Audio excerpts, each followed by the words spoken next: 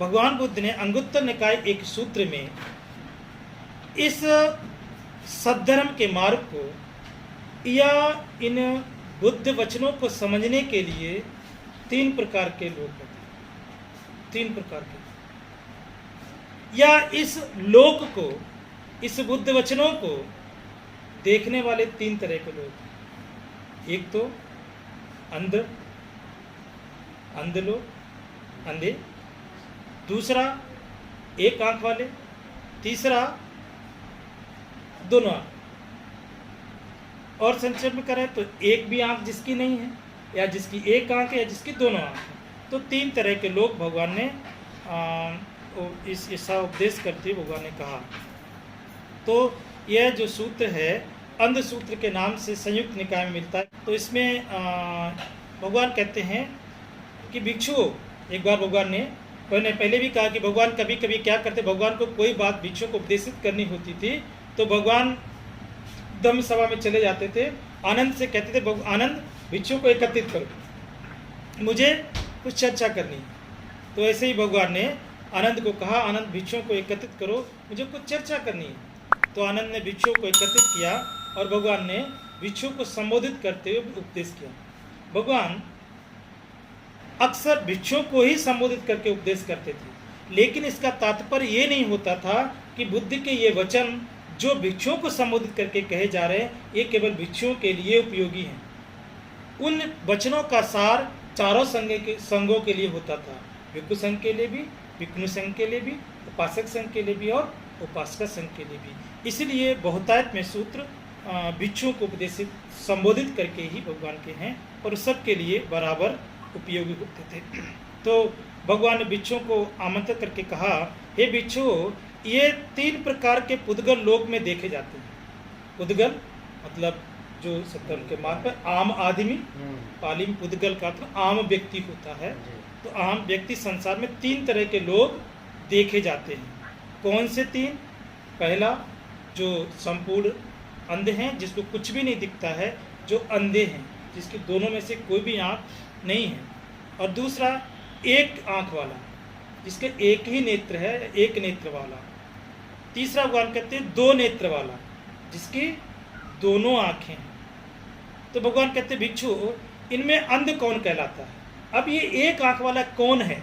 किसे हम एक नेत्र वाला कहेंगे, यानी दोनों जिसके नेत्र हैं, अंध जिसे किसको कहेंगे?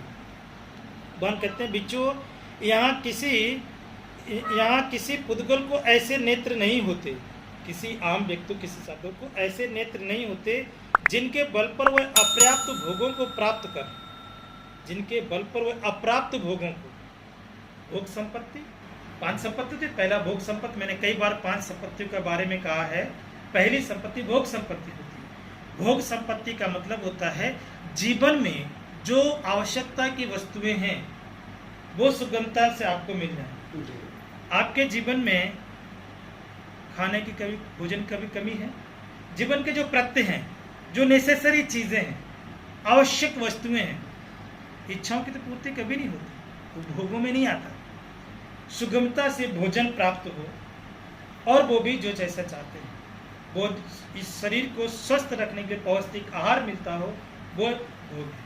वस्त्र मिलता हो, आवास मिलता हो, बीमार होने पर दवाई मिलती हो, ये जो 4 प्रत्यय हैं, चारों प्रत्यय आसानी से प्राप्त हो, से भोग कहते हैं। तो वो भगवान कहते हैं पहला व्यक्ति जो अंध व्यक्ति है उसके लिए भगवान कहते हैं यहाँ किसी पुद्गल को, किसी आम व्यक्ति को ऐसे नेत्र नहीं होते, इस प्रकार के नेत्र नहीं होते जिनको जिसके बल पर वह अप्राप्त, मतलब जो प्राप्त नहीं हुआ है, ऐसे भोग प्राप्त कर सके।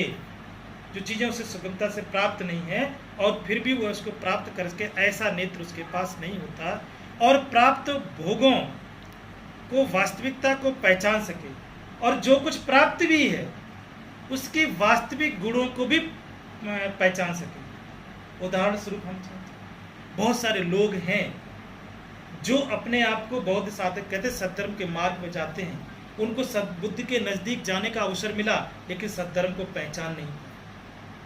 बहुत सारे लोग ऐसे हैं जो घरों में चमकती हुई वस्तु को रखे लेकिन उन्हें ये पता नहीं कि ये सोना है। एक उदाहरण से कुछ उनके पास वो वस्तु है, उनके पास कोई बहुत ही सुलझा हुआ कल्याणकारी मित्र उनके साथ रहता है, लेकिन उन्हें यह पता नहीं है कि यह व्यक्ति मेरा कल्याण करने वाला हो सकता है या यह व्यक्ति उस स्थिति तक पहुंचा होगा। बहुत सारे उदाहरण हो सकते हैं उसके। तो उसको कहते हैं कि उसके पास ये प्राप्त भोगों की वास्तविकता तो जो उसके पास प्राप्त भोग है, लेकिन उसकी वास्तविकता को पहचान नहीं सकते, नहीं हो पहचान नहीं सकता है।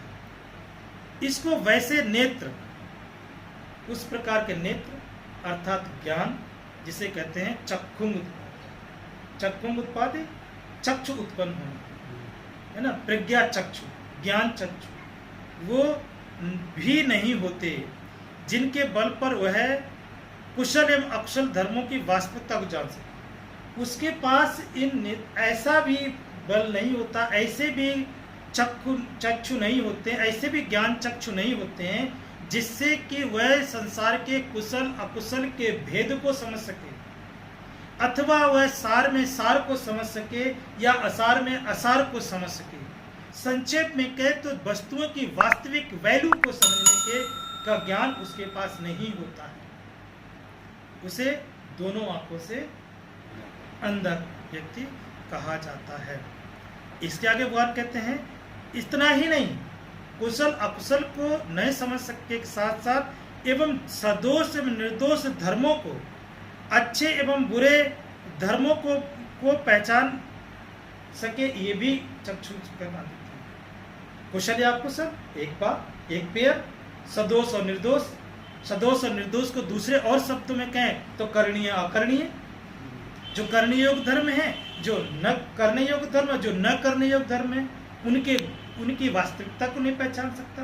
अर्थात जहाँ निर्दोष है, जिन कर्मों में दोष है, ये नहीं समझ पाता है कि इन कर्मों को करने में दोष लगेगा, या ये नहीं समझ पाता है कि इन कर्मों को करने से ये निर्दोष कर्म, इनमें कोई दोष नहीं लगता, इसमें पुण्य ही मिलेगा, ये भी नहीं समझ पाता है।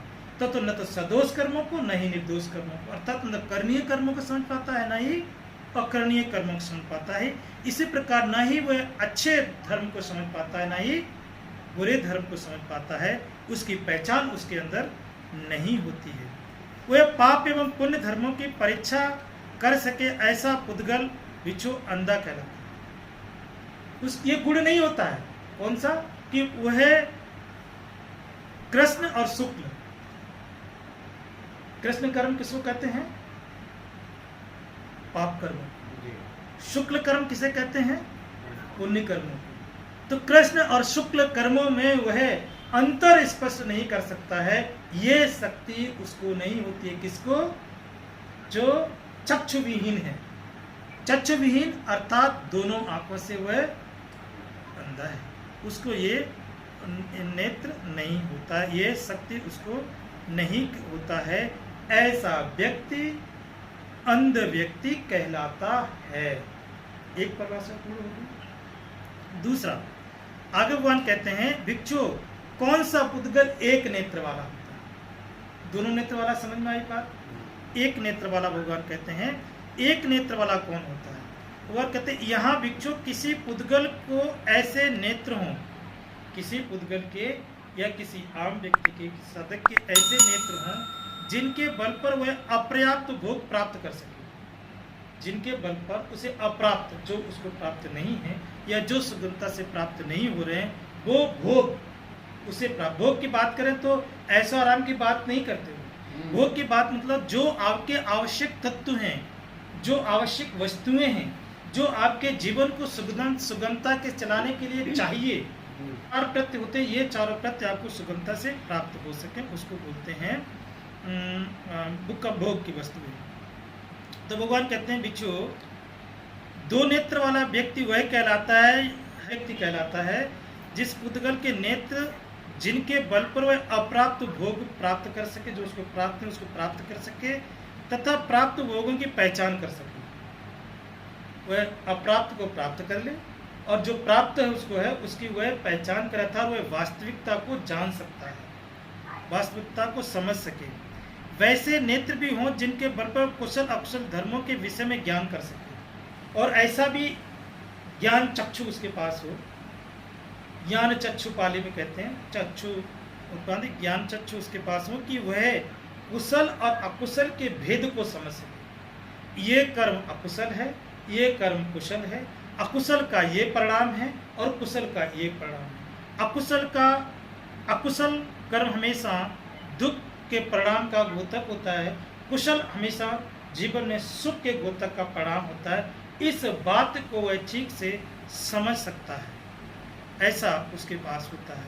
और धर्म विषय में ज्ञान कर सके, धर्मों के सदोषता निर्दोषता को जान सकता है, साथ ही कौन सा धर्म सदोष है, कौन सा धर्म निर्दोष है। जब धर्म की बात करते तो संप्रदाय की बात नहीं आती पाली साहित्य में। यहाँ ये बात नहीं है कि बौद्ध धर्म सदोष है कि हिंदू धर्म सदोष, इसकी बात नहीं आती। धर्म का मतलब होता है स्वभाव, गुण। तो किस कार्य का जो स्वभाव है, धर्म है, गुण है, वो निर्दोष वाला है और किसका धर्म सदोष वाला है, यह गुण उसके अंदर हो। उसकी हीनता तथा उत्तमता को जान सकते हैं। उसकी हीनता मतलब उसका जो हीनता मतलब उसको पतन की तरफ ले जाने वाला गुण क्या है, वो उसको जानता है। और उत्तम मतलब श्रेष्ठता के जीवन को उन्नति की तरफ ले जाने वाला जो गुण है, उसको वह जान सकता है। ये शक्ति उसके पास होती है। उसमें पाप एवं पुण्य, सदोष एवं निर्दोष को जान सकने की बल होता है।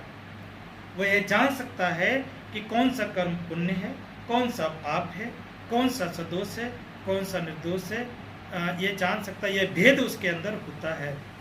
ऐसा पुद्गल को हम लोग एक नेत्र वाला पुद्गल कहते हैं या एक नेत्र वाला पुद्गल कहलाता है। इसका भगवान कहते हैं भिक्षु, इस प्रकार ये दोनों नेत्र वाला जो भगवान कहते हैं, ये जो हमने बात की, तीन नेत्र वाला बात था, बीच में उसको गायब कर गया।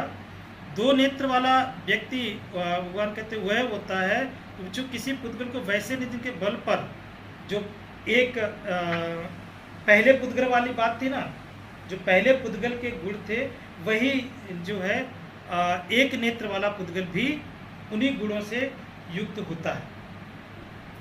और दोनों गुणों से युक्त जो अभी जिसको सदोष निर्दोष पहचानने की शक्ति होती है, जिसको कुशल अकुशल में पहचानने की शक्ति होती है, या जिसको जो काम भोगों को सुगमता जिसको प्राप्त हो जाते हैं, या अप्राप्त जिसके काम भोगों में वृद्धि होती है, वो दो नेत्र वाला होता है। तो भगवान कहते हैं इस प्रकार के तीन पुद्गल इस लोक में देखे जाते हैं। अंध, एक चक्षु, द्विचक्षु। अंध ऐसा पुद्गल जो न लौकिक भोगों का संग्रह कर पाता है, न परलोक में सात देवलोक के पुण्य के ही उसको प्राप्त होते हैं। न तो यही लौकिक जो भोग संग्रह है उसको भोग कर पाता है, न ही इस परलोक, यानी इस काया को छोड़ने के बाद जो उसका निर्वाण गति के प्राप्त होने तक जो दूसरे भव को प्राप्त करेगा, वह भी उसको प्राप्त नहीं हो पाता है। उसके लिए भी वह उसको प्राप्त नहीं कर पाता है। उसके ज्ञान चक्षु विनष्ट हो चुके होते हैं, अतः उसे अंध ही समझना चाहिए। इसलिए क्योंकि वह यही लोक और परलोक दोनों में वह दुख को भोगता है, क्योंकि उसके पाप को समझने, क्योंकि वह कुशल अकुशल को जान नहीं पाता तो पालन नहीं कर पाता, पुण्य पाप को समझ नहीं पाता इसलिए उसका पालन नहीं कर पाता, अच्छे बुरे को समझ नहीं पाता इसलिए उसका पालन नहीं कर पाता है, सदोष निर्दोष को जान नहीं पाता इसलिए उसका पालन नहीं कर पाता है। तो निश्चित तौर पर उसका यही लोक और परलोक दोनों ही जो है पतन के मार्ग पर जाने वाले होते हैं, इसीलिए उसको अंध व्यक्ति कहते हैं, अंध ही समझना चाहिए। दूसरे बात है एक चक्षु, ये दूसरा पुद्गल एक चक्षु आंख वाला कहा गया है। वह भी धर्म एवं अधर्म दोनों के संप्रेष होकर अपने को लौकिक भोगों को खोजता है। वह व्यक्ति भी एक आंख वाला भी खोजता है, प्रयास करता है, लेकिन वह प्रथम चक्षु जिसके दोनों नहीं है, वो अंध लोक की तरह प्राप्त नहीं करता, उसको तो है ही नहीं। एक चक्षु वाला खोजता है लेकिन प्राप्त नहीं कर पाता। इसलिए प्राप्त नहीं कर पाता है क्योंकि अच्छे बुरे को वह समझ नहीं पाता, इसलिए प्राप्त नहीं कर पाता है। और इसके बाद भगवान कहते हैं वह प्राप्त नहीं खोजता है लेकिन प्राप्त नहीं कर पाता है, क्योंकि वह चोरी से या जालसाजी से, मतलब धोखा दे करके या झूठ बोलकर, कुशल धर्मों की हत्या करके या लौकिक काम भोगों को प्राप्त करता है। काम भोगों को प्राप्त तो करता है लेकिन प्राप्त नहीं कर पाता है। कैसे करता है काम भोगों को? अनैतिक धर्म का पालन करके। कौन से? चोरी करके, धोखा दे। खोजता है ना, खोजता तो सुगमता से प्राप्त होते नहीं, क्योंकि एक आंख है नहीं, आधा चक ज्ञान है नहीं, तो वह क्या करता है कि खोजता है। खोजता तो कैसे करता है? चोरी करता है। चोरी करके सोचता है कि मैं भौतिक वस्तु का में मुझे मिल जाए, या लोगों को ठगता है, जालसाजी करता है, झूठ बोल करके देखता है, या कुशल धर्मों की हत्या करके, जो कुशल धर्म है उनको त्याग कर हमने अपने सील भंग करके, साधारण शब्द कहें तो सीलों को भंग करके वह भोग उत्पन्न करता है। जैसे कोई व्यक्ति कहे कि तुम गवाही दे दो, तुम्हें मैं इतना धन देंगे, तो सीलों को धन के लालच में अपने सील को भंग करेगा। कोई कहे तुम मेरा यह अकुशल कर्म कर दो, तो तुम ये कर्म करो, तुम्हें हम धन दे, तो वह धन के लालच में सीलों को भंग करने के लिए भी कुरेज नहीं करता है। वह एक चीज, इसलिए उसको वह भोग संपत्ति आसानी से प्राप्त नहीं होती भी है तो उसको वह विनिष्ट हो जाती है।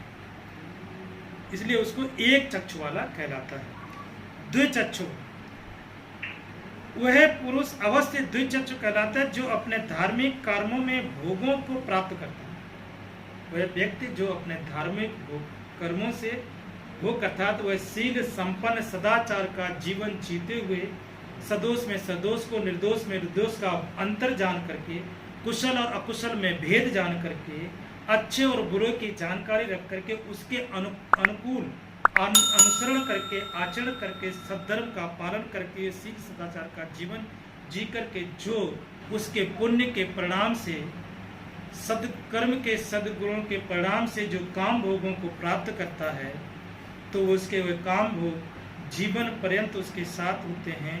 इसीलिए वह व्यक्ति उस धन को श्रेष्ठ संकल्प निश्चित चित्त होकर के दान करता है, और उसे जो धन संपत्ति होती है वो निश्चित होकर के एक सम्यक संकल्प लेकर के आगे से अपने इस कुशल धर्म को, पुण्य धर्म को आगे बढ़ाते हुए स्वच्छ चित्त, निश्चल चित्त, प्रसन्न चित्त होकर के दान करता है।